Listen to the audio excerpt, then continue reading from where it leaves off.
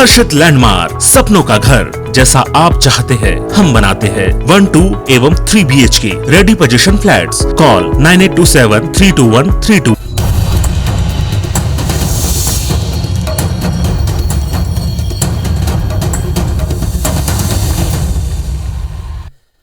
नमस्कार, आप देख रहे हैं IBC 24। मैं हूं आपके साथ विजय कुमार पंड्या। रात 9 बजे की खबरों में आप सभी का स्वागत। और सबसे पहले बात रायपुर की बड़ी खबर मिल रही है। समारडीह थाने का घेराव हुआ है। कांग्रेस और बीजेपी के कार्यकर्ता इस घेराव के दौरान आपस में भिड़ गए। विसर्जन के दौरान जो विवाद हुआ था, उसके बाद इस विवाद ने तुल पकड़ा। पूर्व और वर्तमान पार्षद में विवाद हुआ था और ये विवाद इतना बड़ा कि थाने तक पहुंच गया और थाने पर भी बीजेपी और कांग्रेस कार्यकर्ता आपस में भिड़ गए।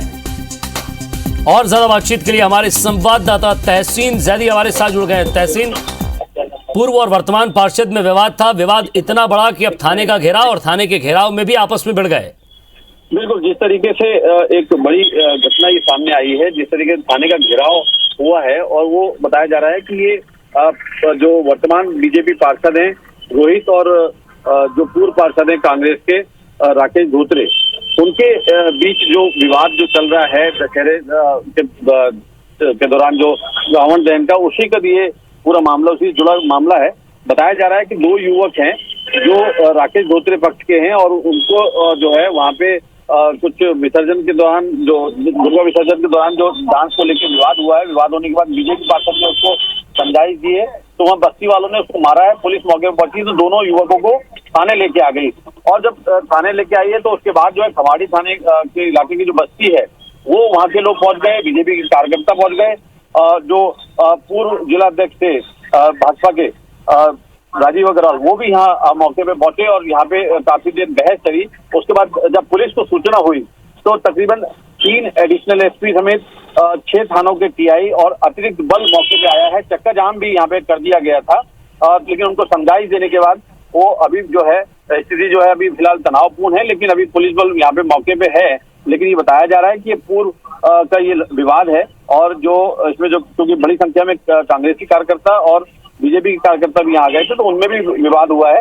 हालांकि पुलिस ने समय रहते मौके पे कंट्रोल कर लिया, लेकिन जिस तरीके से हमारे दर्शक देख पा रहे हैं कि पूरे थाने का जो घेराव है वो बड़ी संख्या में वहाँ के नागरिक और कार्यकर्ताओं ने किया है और नारेबाजी यहाँ पे जम के की है। लेकिन एक बार फिर जो है बीजेपी कांग्रेस के जो लोग समर्थक हैं वो यहाँ पे विवाद एक बार सामने आ गया है। जी शुक्रिया तहसीन इस तमाम बातचीत के लिए। तो एक बार फिर से विवाद बढ़ा। कांग्रेस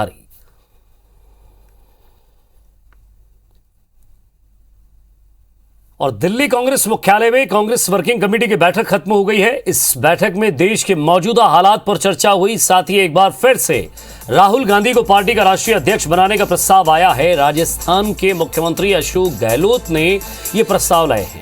इससे पहले बैठक में संबोधित करते हुए कांग्रेस की अंतरिम अध्यक्ष सोनिया गांधी ने कहा कि फिलहाल मैं ही पार्टी के स्थायी अध्यक्ष हूं। इशारों में उन्होंने कहा कि किसी को भी मीडिया के माध्यम से मुझ तक बात पहुंचाने की जरूरत नहीं है, बेहतर होगा कि खुद मुझसे आकर बात करें। सोनिया गांधी ने कृषि कानून, पेट्रोल डीजल और खाद्य वस्तुओं की महंगाई और लखीमपुर खीरी कांड को लेकर बीजेपी पर जमकर निशाना साधा।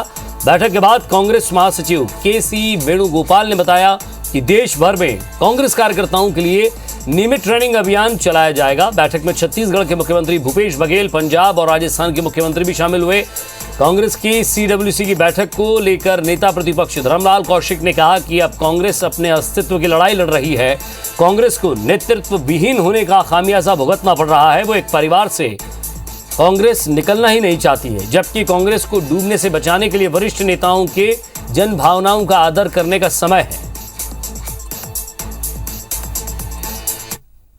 Today in the CWC meeting, CWC members, permanent invitees, special invitees and chief ministers of the Congress ruled states participated. This meeting was conducted to discuss the important agendas. One agenda is one current political situation, to forthcoming assembly elections and organizational elections. इस प्रकार से कांग्रेस नेतृत्वहीन हो गया है और मैं समझता हूं कि उसकी खामियाजा कांग्रेस भुगत रही है। लेकिन एक परिवार से कांग्रेस निकलना चाहती नहीं और लगभग लुटिया डूब चुकी है। अब कांग्रेस अस्तित्व की लड़ाई लड़ने में लगी हुई है। कांग्रेस के वरिष्ठ नेताओं की जो जनभावनाएं हैं, शायद कांग्रेस को डूबने से बचा ले, उनके जनभावनाओं को आदर करनी चाहिए। और अब बात करेंगे पत्थलगांव में हुए हादसे की।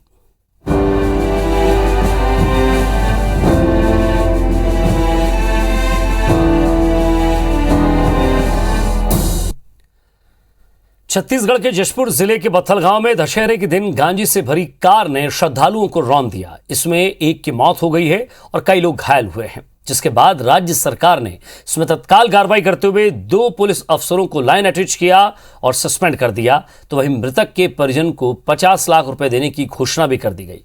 लेकिन अब यह मामला पूरी तरह से राजनीतिक रूप ले चुका है। मुआवजे से शुरू हुई आरोप प्रत्यारोप की लड़ाई मादक पदार्थों की तस्करी और साजिश तक पहुंच गई।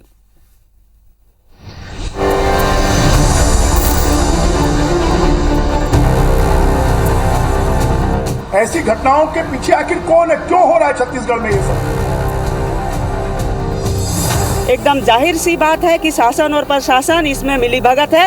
ये बिल्कुल जांच का विषय है, जांच होना चाहिए। उत्तर प्रदेश में जाके अपने आकाओं के निर्देश पर वहाँ पे बड़ी बड़ी घोषणा करते हैं। ये आपका छत्तीसगढ़ है, यहाँ 1 करोड़ करें और घायलों को 25-25 लाख रुपया दें और यहाँ के गृह मंत्री को इस्तीफा देना चाहिए। भाजपा की सरकार जहाँ है, उनके द्वारा ये कृत्य किया गया। अपनी अक्षमता को गृह मंत्री जी सुधारे और सुधार करके उसको ठीक करें। इन तस्वीरों और बयानों से आप जशपुर जिले के पत्थलगांव में हुए खौफनाक हादसे की पूरी कहानी को समझ सकते हैं। आखिर कैसे दशहरे के दिन उत्सव का माहौल मातम में बदल गया, कैसे इसे नेताओं ने सियासी रंग देते हुए यूपी के लखीमपुर खीरी की घटना से जोड़ दिया।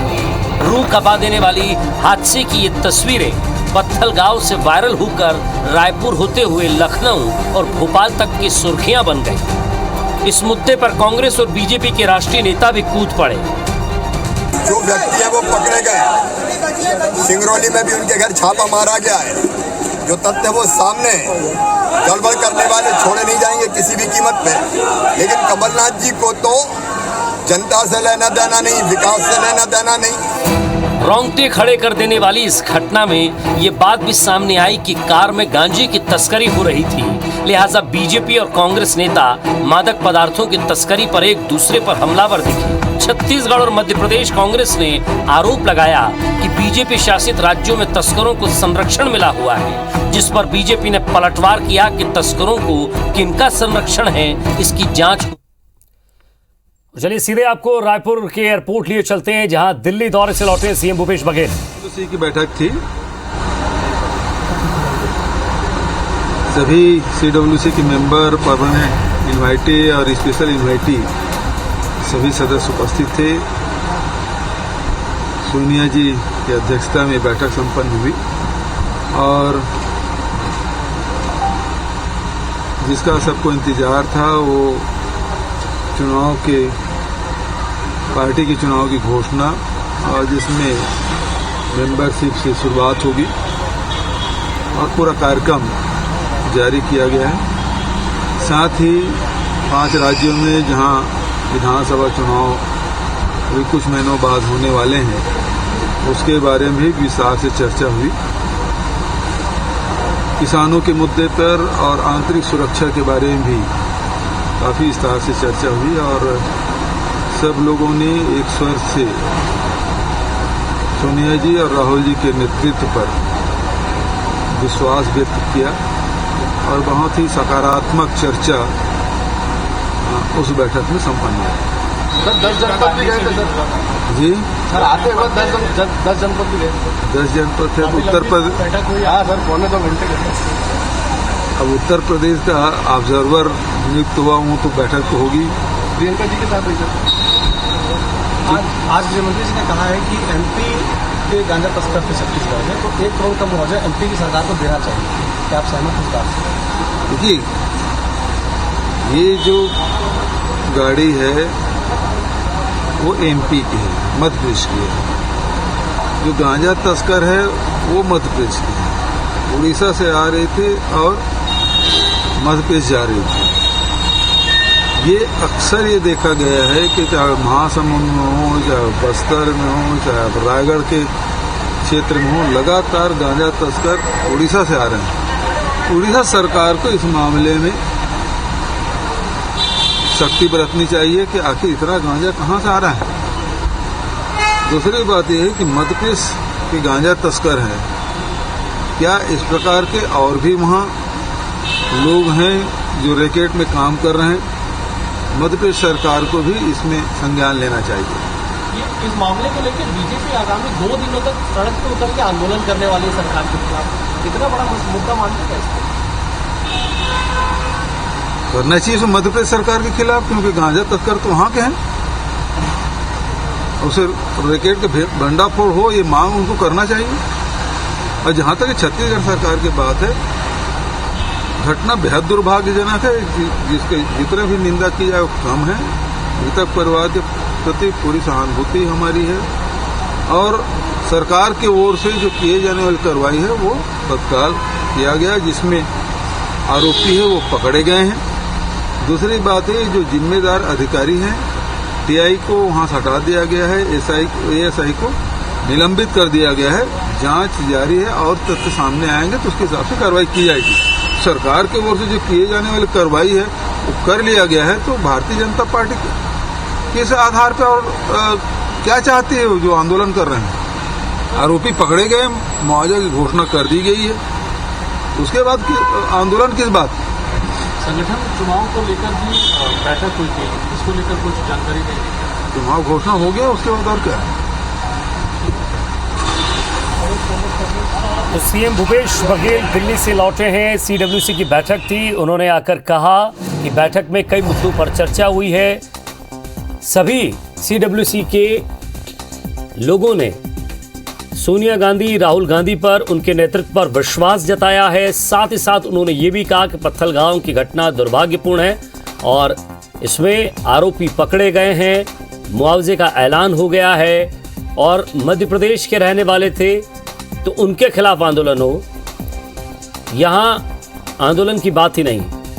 साथ ही साथ उनसे जब पूछा गया यूपी चुनाव को लेकर, उन्होंने कहा प्रभारी बनाया गया हूं, यूपी में चुनाव है तो स्वाभाविक सी बात है कि चुनाव को लेकर बैठक होगी।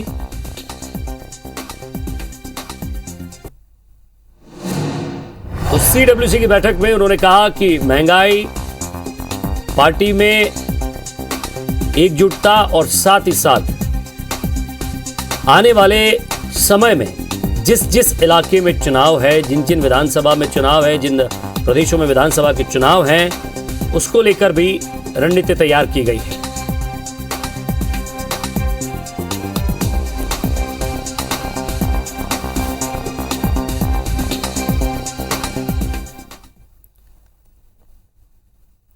और छत्तीसगढ़ के स्वास्थ्य मंत्री टीएस सिंहदेव दिल्ली रात 8:30 बजे दिल्ली के लिए रवाना हुए। उनके साथ विधायक शैलेश पांडे भी दिल्ली गए।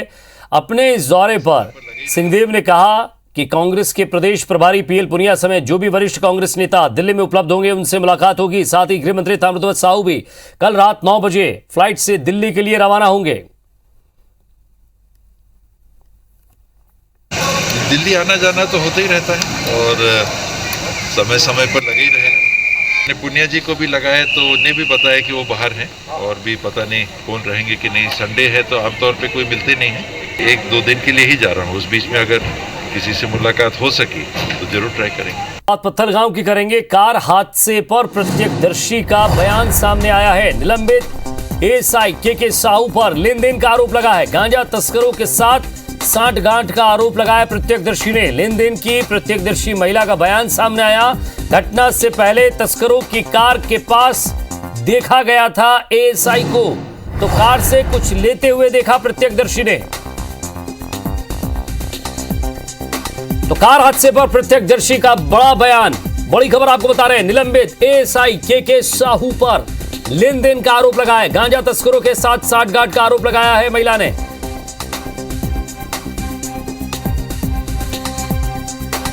तो घटना से पहले तस्करों की कार के पास एएसआई को देखा गया था, यह कहना है प्रत्यक्षदर्शी महिला का।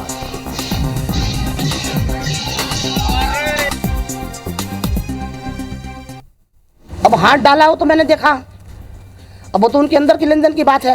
अब क्या लेन देन हुआ उनका, हाथ डाला है, हाथ निकाला है और उसके बाद मुंडी इशारा किया। हाथ निकालने के बाद 2 सेकंड भी नहीं हुआ है, उसके बाद में जो है ना वो फिर दबाते लगे गाड़ी को।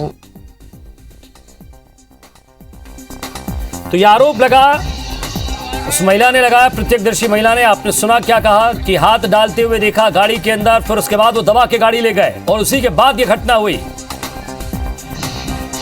संवाददाता विशाल राजपूत हमारे साथ जुड़ गए हैं। विशाल, ये महिला जो आरोप लगा रही है, कितना सच है कितना झूठ है ये महिला खुद जानती है, लेकिन क्या वहां कोई सीसीटीवी था या कोई ऐसी और कोई क्लिप या किसी ने देखा हो या और कुछ बात इस पूरे मसले को लेकर, क्योंकि ये गंभीर आरोप एएसआई पर लग रहा है। देखिए, मैं आपको बता दूं कि ये जो 2 दिनों से माहौल है, हिट एंड किल लिविंग का जो मामला चल रहा है जसपुर जिले के पत्थल गांव में, जिस प्रकार से एक्सीडेंट का मामला आया है, कार सवार दोनों युवक ने जिस प्रकार से 20 युवकों को रौंदा था, वहीं आज तड़के एक महिला ने अपना बयान जागृत किया है कि निलंबित जो एसपी ने कल निलंबित किया था जिस एसआई के साहू को, वहीं पर इस महिला ने अपना बयान दिया है कि जिस गाड़ी से लोगों को कुचला गया था, उस गाड़ी के जो ड्राइवर हैं और जो गाड़ी में बैठे हुए लोग थे, उनसे के साहू ने इशारे पे बात की और पैसे की मांग की थी। जहां पर पैसे की मांग को लेकर के गाड़ी के जो ड्राइवर थे, गाड़ी में जो बैठे लोग थे, उन्होंने कुछ के साहू एसआई को दिया था और उसे लेकर के गाड़ी को आगे बढ़ाने की बात की थी। और उसके बाद में ये जो एक्सीडेंट की प्रक्रिया हुई थी, उसे लेकर महिला ने अपना बयान दिया है। फिलहाल हमने जो जिले के जो पुलिस विभाग के अधिकारी हैं, पुलिस के जो आला अधिकारी हैं, पुलिस अधीक्षक हैं, एसपी हैं, उनसे हमने बात की तो उन्होंने सख्त मना कर दिया कि ऐसा कोई भी मामला या ऐसा कोई भी घटना हमारे सामने अब तक नहीं आ पाया है। नजर बनाए रखिएगा विशाल, आगे भी आपसे अपडेट लेते रहेंगे। बहुत बहुत शुक्रिया इस तमाम बातचीत के लिए। तो महिला ने गंभीर आरोप लगाया है।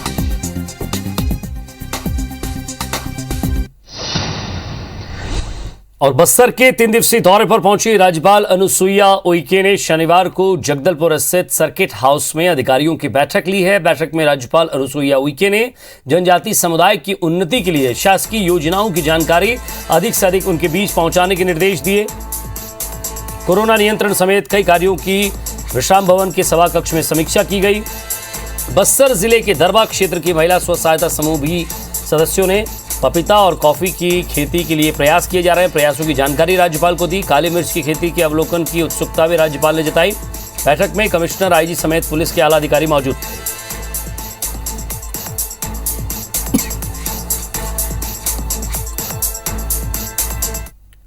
और इसी के साथ फिलहाल इस बुलेटिन में इतना ही।